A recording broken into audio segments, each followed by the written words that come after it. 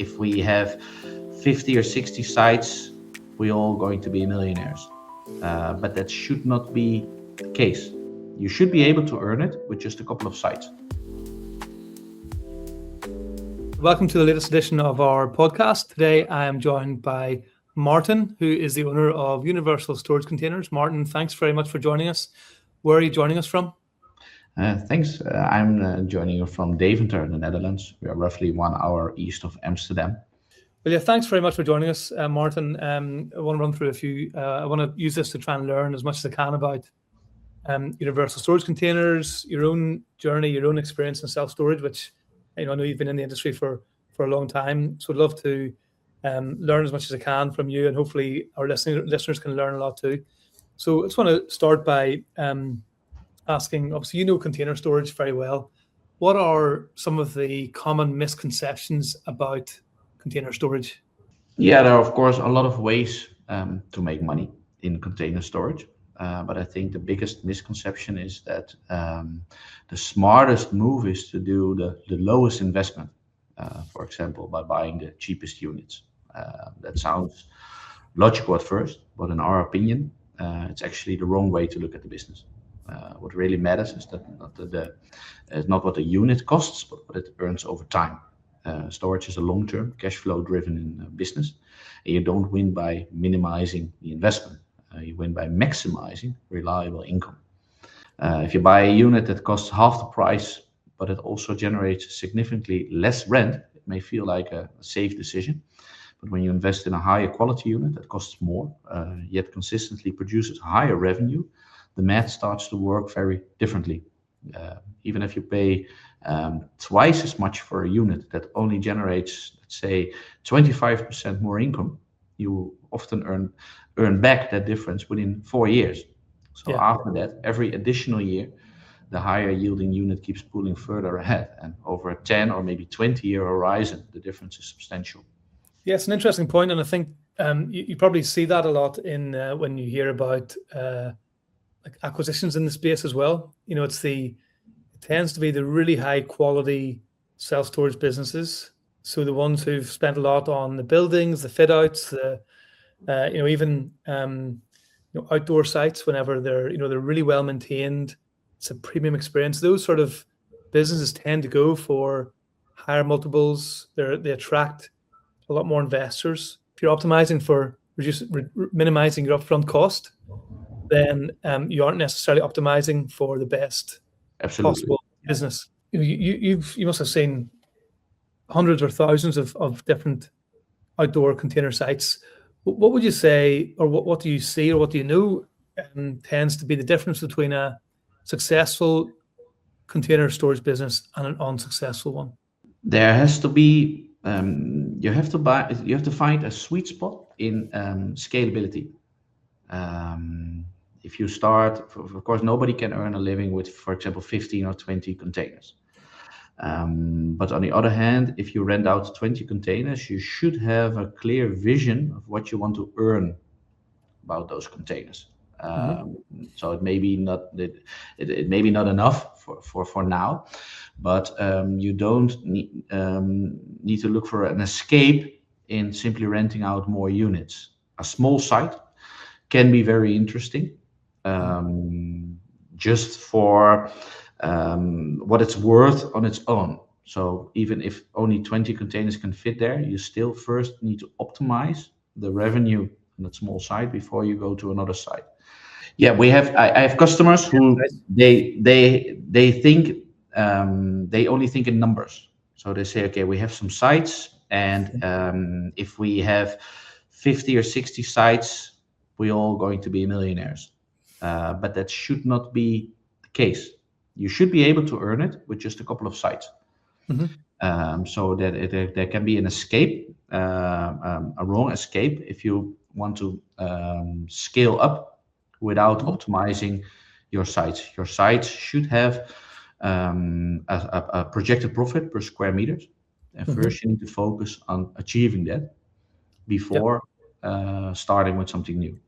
And in practice, that's not always the case, because when your neighbor or somebody offers you a new site, that's that's always inconvenient. So I understand that it doesn't work that way all the time, but in theory, please focus on optimizing what you have before starting something new.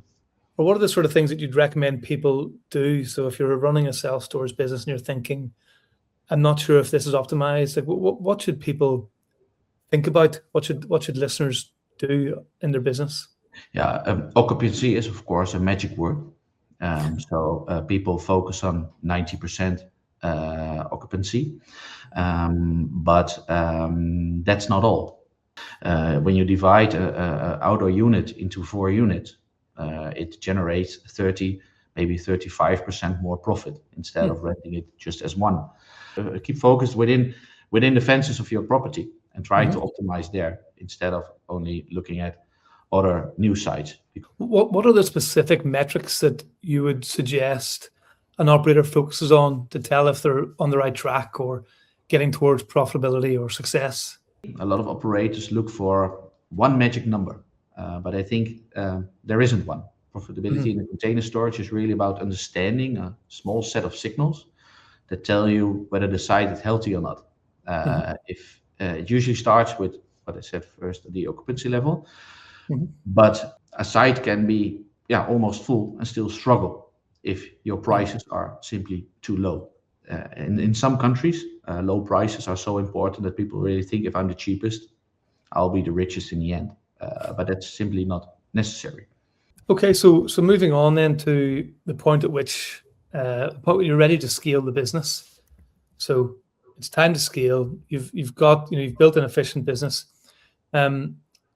What is the signal that it's ready to scale? You should be thinking about scaling the business. And what does it mean to scale? Does it mean, lots more sites, more containers? Like, how should people think about moving beyond one site? Yeah, if you have the feeling that there's simply nothing more left, you optimized your containers. You have a very nice optimized mix of different sizes. You raised your prices to a level that you are, almost can be called upmarket. I think then it's the time to copy that formula to another location.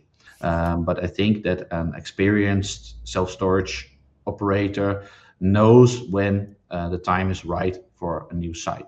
So, because it's interesting when you talk about scaling, I suppose what people really, what I think of when I think of scaling, I think you're talking about growing the revenue of your business. And that can mean you get more containers, it could mean more sites. But, I remember listening to Dean Booty talking about one of his outdoor sites a few years ago and how he had almost trebled the revenue because he started to focus on price, not more containers. So he did exactly what you're talking about here, which is, optimizing your existing business and trying to make sure the pricing is correct, because you can grow your business, you can scale your business through smart optimization of pricing. And that's something that I've started to see with our customers more and more, especially some of the tools that we've released recently about.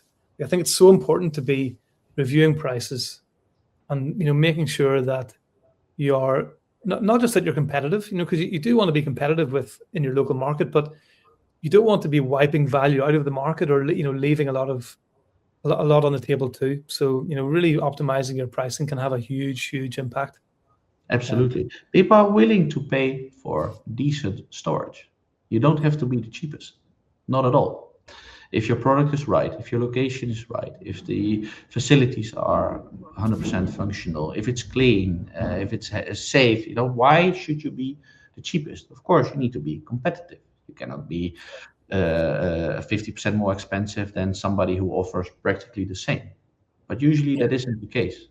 So people are willing to pay more when they get something from it. If you're starting in self-storage today and you want to scale, you want to have multiple sites or scale the business, whatever that means, what should an operator be doing differently from the very start today? Yeah, you should simply do the math.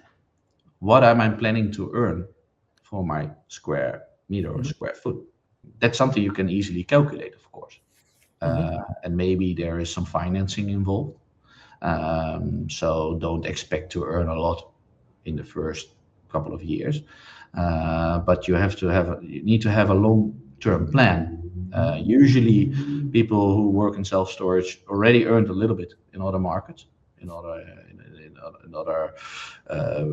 they had other professions before. Maybe they earned something, they inherited something. But it's a capital-intensive market. So usually people have the money and try to invest it in a proper way. But I think you can calculate upfront what would be the amount that you need to earn. But on the other hand, you can calculate what you can earn. You can always cut in your operational costs, of course. Unmanned is, of course, a new magic word in storage. But unmanned doesn't mean unstaffed. Yes, people can work remote. People can rent remote. They can, of course, the software is there. People can simply sign a contract. They can reserve a unit. They can onboard easily without seeing anybody. But your park still needs maintenance. People need support. There need to be somebody for emergency questions. So at some point you need staff. Okay, so like looking ahead, because obviously there's lots of changes going on in the industry today and in the economy in general. Looking ahead for the next 3 to 5 years, what are some things you think people in this industry will be doing differently in 3 to 5 years' time compared to today? The whole fairy tale of the unmanned sites hopefully get a little bit more into balance. So unmanned sites are unstoppable. Sites can be run unmanned as well, but there has to be we need to create a new balance in it. So sites are unmanned, but still people need to have support in an old-fashioned way. So in my own experience, WhatsApp can be, for example, very useful for that. So people don't see a friendly face on the site, but they can ask their questions with just a touch of a button. So they still feel protected, helped, and feel welcome. Okay, so before we wrap up, it's worth saying that Stora and Universal Storage Containers have partnered up to support your smart lock, the MyLock. Yes.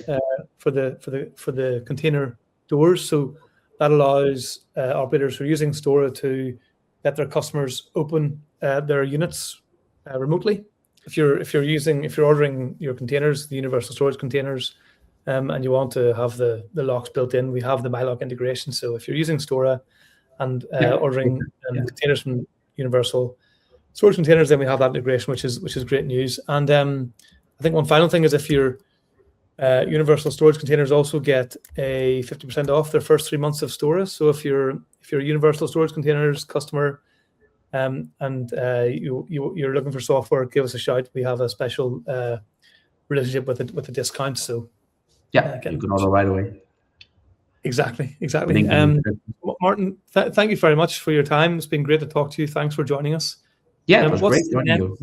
Will you be at the UK conference in Telford in April? Yes, absolutely. Yeah. Brilliant. Okay, so listeners I think the first show where we're present is Spain, I believe, in a couple of weeks. Yeah. But we will definitely be in Telford as well. Brilliant. Okay. Thanks very much for joining us, and chat soon. Thank you. Yeah, thanks for being here. Thanks. Bye. At Stora, our mission is to help our customers build the best self-storage businesses. Self-Storage Explained is here to try and bring you the best from inside and outside the industry to help you grow your business. If you want to find out a bit more resources, go to stora.co to sign up for a demo or find out more, or you can go to stora.co/academy for lots more resources, including our financial model and other in-depth guides to setting up and growing your business.